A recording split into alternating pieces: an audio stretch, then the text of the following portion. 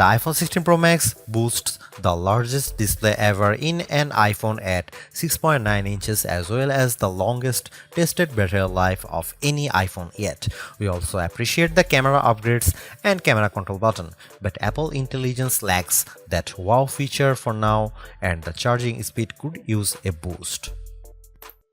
The ginormous 6.9-inch iPhone 16 Pro Max starts at $1,199 US with 256 GB of storage and goes on sale September 20. You can upgrade to 512 GB for $200 more and another $200 will get you 1 TB. I have been a Pro Max user for years since the iPhone 11 Pro Max, but after testing the new iPhones, I'm actually torn about the iPhone 16 Pro Max. It has the largest display ever of any iPhone at 6.9 inches. Yes, the thinner bezels help keep the device somewhat compact, but it is still taller, wider and heavier than the iPhone 15 Pro Max, which I thought was the near perfect size and weight for a big screen phone. I have gone from feeling like I cheated the system to feeling slightly cheated. This might be an unpopular opinion, but I think the new Pro Max is a little too big, at least for my hands. It's more of a stretch now to do simple things like scrolling through web pages or TikTok, and once you put a case on your iPhone 16 Pro Max, it's like a mini tank. The good news is that the Pro Max is built to be more durable.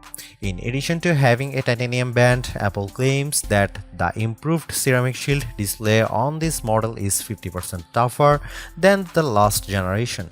We can't drop these units, but on paper it's encouraging. The iPhone 16 Pro Max comes in 4 colors: titanium white, titanium black, natural titanium and desert titanium. Our iPhone 16 Pro came in the natural, which looks fairly modern, but I prefer the desert color as it pops more.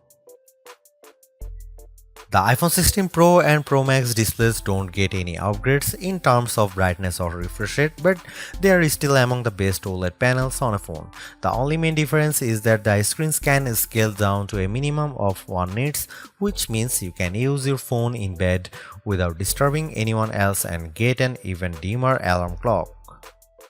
Otherwise, the new iPhone 16 Pro Max screen is largely the same, allowing the Pixel 9 Pro to surge ahead in terms of brightness.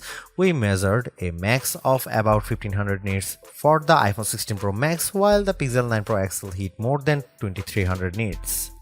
Outside in direct sunlight, the iPhone 16 Pro and Pro Max were both dimmer than the Pixel 9 Pro XL, though Google's phone dimmed faster over time in response to the heat.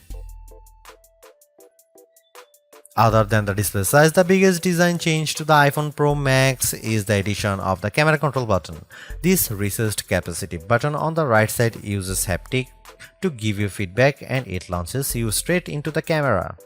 No more having to fumble for the on-screen camera shortcut, and you can now use the action button for another shortcut. This thing is pretty easy to use in both portrait and landscape mode. So what can you do with camera control? A lot actually. A quick press snaps a photo and a long press starts recording a video, but I'm not a fan of the fact that the video stops when you take your finger off the button. You can also slide your finger across the button to zoom in and out, which is pretty smooth. Not as smooth is the double soft press, which launches a sub-menu of various options, from tweaking the depth and exposure to toggling between multiple photographic styles.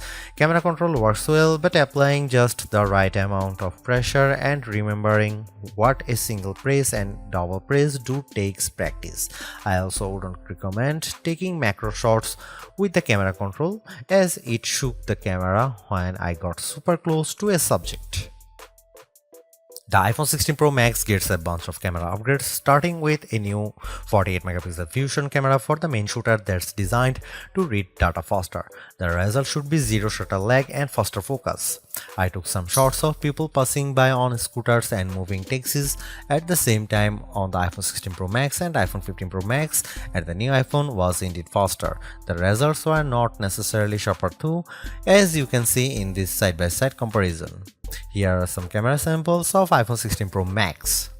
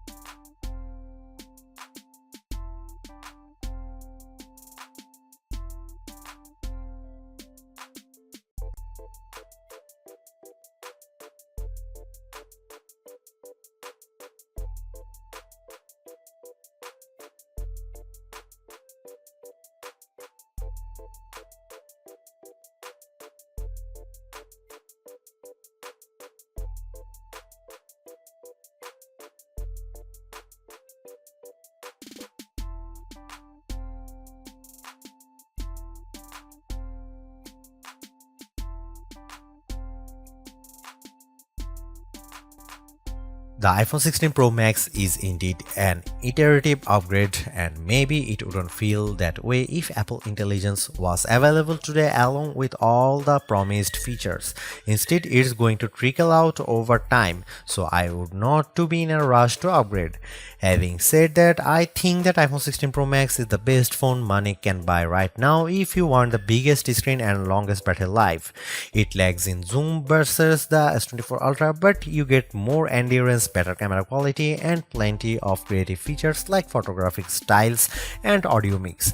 I actually preferred the AI capabilities of the Pixel 9 Pro XL series with its smarter Gemini Live voice assistant and other features like Add Me for photos and Pixel screenshots. But the Pixel's performance and battery life trail the iPhone 16 Pro Max. For me, the iPhone 16 Pro Max retains its title as the best phone, but it's not because of Apple Intelligence.